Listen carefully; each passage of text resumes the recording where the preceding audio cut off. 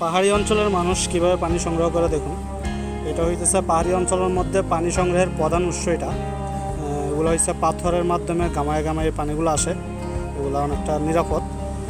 এছাড়া এখানে টিউবওয়েল তো ওইভাবে বসানো যায় না, অনেক পাহাড়ের মধ্যে, ওই জন্য টিউবওয়েলে পানি পাওয়া যায় না। ওই জন্য পাহাড়িরা এইভাবেই, পাহাড়ি বলতে বাঙালিরাও যারা এইসব এলাকায় থাকে সবাই একসাথে এইভাবে পানি সংগ্রহ করে।